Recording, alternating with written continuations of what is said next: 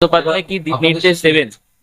আমরা 21শে জুলাইয়ের রাজারহাট গোপালপুর বিধানসভার বিভিন্ন প্রান্তে তার প্রস্তুতি শুরু করেছি এবং আজকে তারই একটা ফলস্বরূপ আমাদের এই রক্তদান শিবিরের মঞ্চ পরে আমরা 21শে জুলাইয়ে দেয়াল লেখন করলাম। আমরা রাজারহাট জুড়ে বিভিন্ন জায়গায় এই 21শে জুলাইয়ের দেয়াল লেখন এবং রাজনৈতিক কর্মসূচির মধ্যে দিয়ে আগামী দিন প্রস্তুতি নেব। ব্যাপী রাজারহাটের বিভিন্ন প্রান্তে রক্তদান শিবির হয় আমাদের দলীয়ভাবে। এই রক্তদান কর্মসূচি 30 দিন ধরে একসঙ্গে ধারাবাহিকভাবে চলবে। এটা যেদিন থেকে আমাদের বিধায়িকা অদিতি মুন্সি আমাদের এই রাজারহাট গোপালপুরের বিধায়ক হয়ে আসলেন, সেই বছর থেকেই উনি প্রত্যেকবার এই একই সময় এই রক্তদান শিবির করেন। এটা তৃতীয়তম বর্ষ।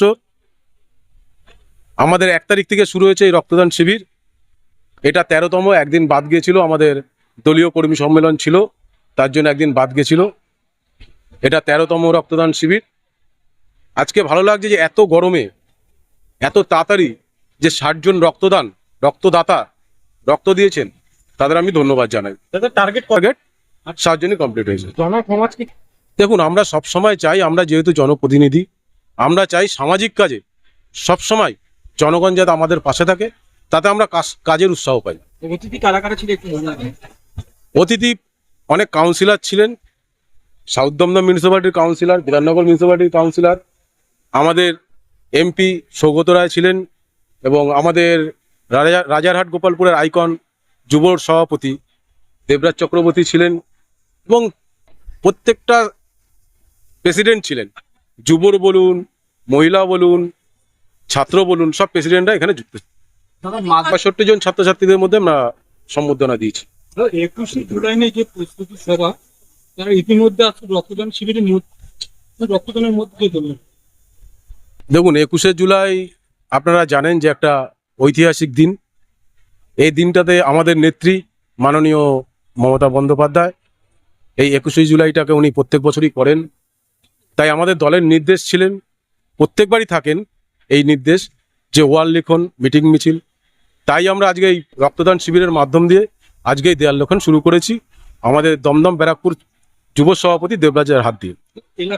দেখুন, ভালো কাজ করলে তো সাধুবাদ জানাবেই, তার জন্য মানুষকে ধন্যবাদ জানাই যারা সাধুবাদ জানিয়েছে।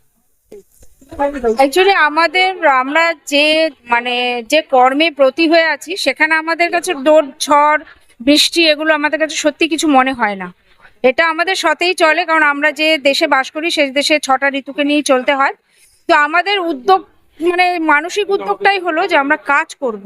তো সেটা আমাদের যেহেতু বিধায়ক এবং নেতৃত্বস্থানীয় বলেছেন জুন মাসটাকেই সব রক্তদানের জন্য, তো আজকে আমাদের যাই হোক না কেন, আমাদের এই কাজটার মধ্যে কোনো রকম ফাঁক ফোকর থাকবে না। একদমই নিট অ্যান্ড ক্লিন ভাবেই আমরা এই কাজটা করব এবং প্রত্যেকটা ওয়ার্ডে ওয়ার্ডে এই কাজটা হচ্ছে। এই বিধানসভায় এটা একটা গর্বের বিষয় যে আমরা এইভাবে জুন মাসটাকে রক্তদানের মান্থ হিসেবে ধরি।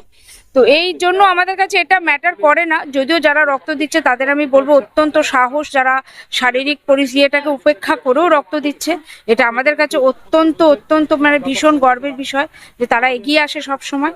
আমাদের আরো অনেকে দেওয়ার ইচ্ছা ছিল, তো ব্যাগের জন্য হয়নি, বাট আমরা খুব গর্বিত যে আমাদের সবাই আমরা একসাথে এইভাবে কাজটা করতে পারি।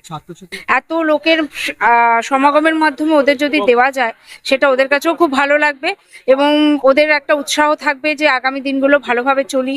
বিভিন্ন এই যে একটা কর্মসূচি রক্তদান, এটা ওদের কাছেও একটা বার্তা পৌঁছাক, যেটা একটা সামাজিক কর্মসূচি।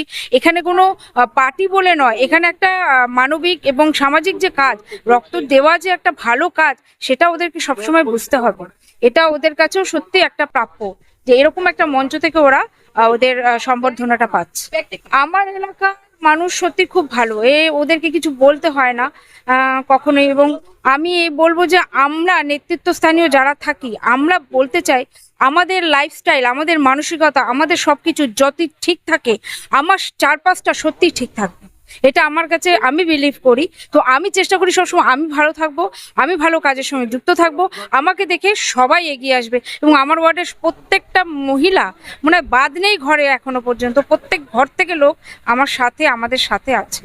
এটা একটা বড় পাওয়া। আমি হচ্ছে গিয়ে মনিকা মণ্ডল, আমার হাজব্যান্ড কাউন্সিলর কমল মণ্ডল 24 নম্বর ওয়ার্ডের। আমি সমস্ত মহিলা নেতৃত্বরা 24 নম্বরে দেখি। এতক্ষণ আপনারা দেখছিলেন নিউজ বাংলা টিভি। সঙ্গে থাকুন, দেখতে থাকুন নিউজ বাংলা টিভি।